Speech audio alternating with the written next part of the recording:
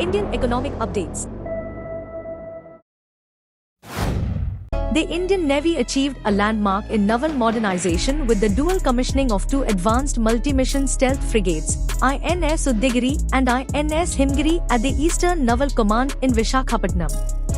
It was the first time in Indian naval history that two frontline warships were commissioned simultaneously, each built by different shipyards: Mazago Dock Shipbuilders, Mumbai, for Udayagiri, and Garden Reach Shipbuilders and Engineers, Kolkata, for Himgiri.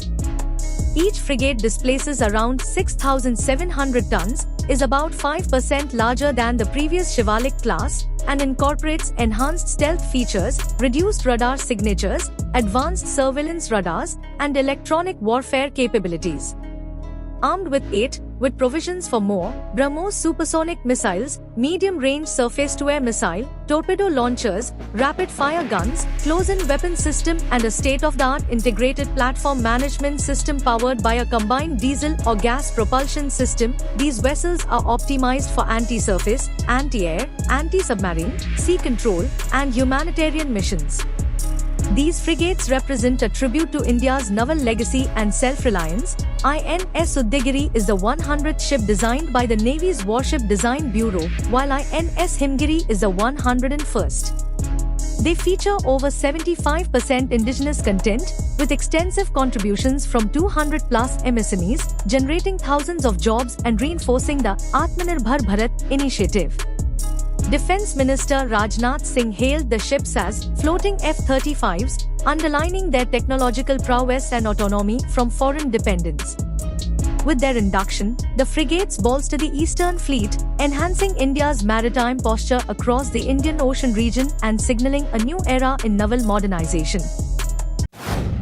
India is accelerating investments in world-class infrastructure, with a strong emphasis on roads and logistics, to achieve its ambitious target of becoming a $5 trillion economy and the world's third largest, Union Minister for Road Transport and Highways Nitin Gadkari said.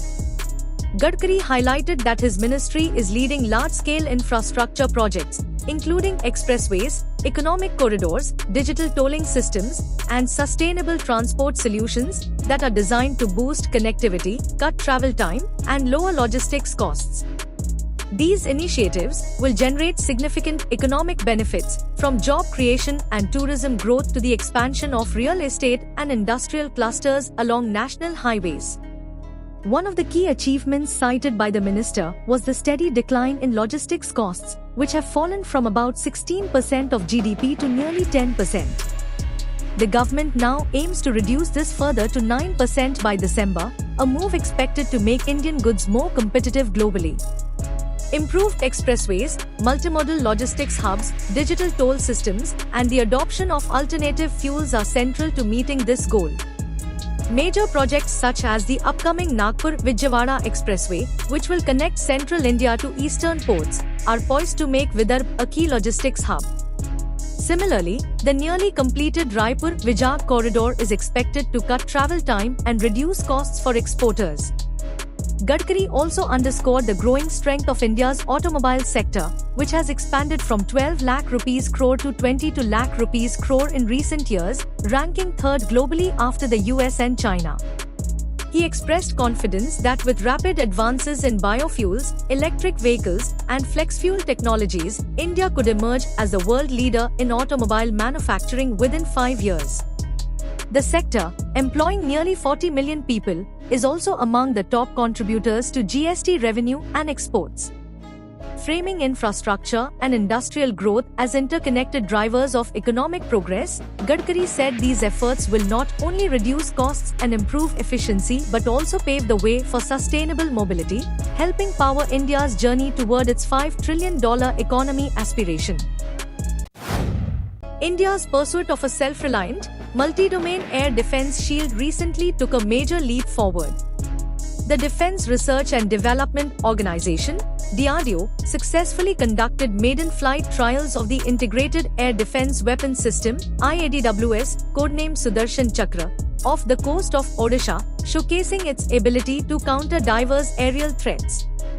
This cutting-edge, integrated air defense weapon system is built as a robust, multi-layered shield, fusing quick-reaction surface-to-air missiles for medium-range intercepts, very short-range air defense system missiles for close-in threats, and a high-power laser-based directed energy weapon for rapid neutralization of low-flying targets.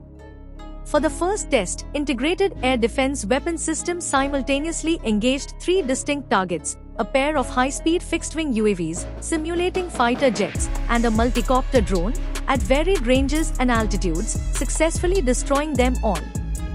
The system's performance was confirmed by data collected via range instruments, which verified flawless coordination across all components: detection, command and control, communication, radar, and weaponry.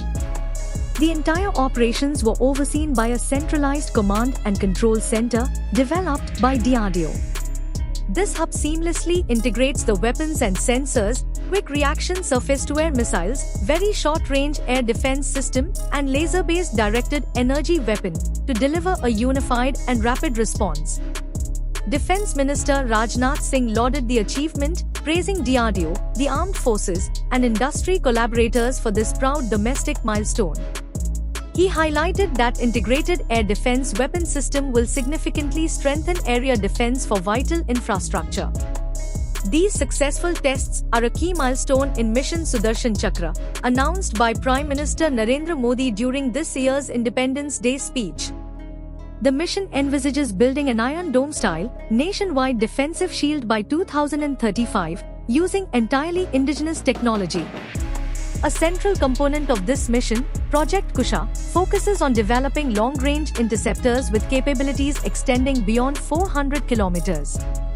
Trial runs of these systems are slated to begin as early as 2026, further augmenting India's layered defense infrastructure. In essence, India's maiden integrated air defense weapon system test represents not just a technological milestone but a key stride toward an integrated, indigenous air defense ecosystem to secure the nation for decades ahead. Railway Minister Ashwini Vaishnav announced that the Integral Coach Factory in Chennai, in collaboration with BEML, is developing high-speed train sets with a design speed of 280 km per hour. Building on the success of Vande Bharat trains under the Make in India initiative, Indian Railways is moving forward with the complex task of manufacturing high-speed trains. Each train will cost approximately 28 crore rupees, excluding taxes. These trains will feature aerodynamic, airtight car bodies, advanced propulsion systems, weight optimization, and HVAC systems, along with chair cars offering modern amenities like sealed gangways, automatic doors, CCTV, and fire safety equipment. Meanwhile, the 508 km Mumbai-Ahmedabad high-speed rail project, supported by Japan, continues to achieve significant milestones, including pier construction and undersea tunnel development.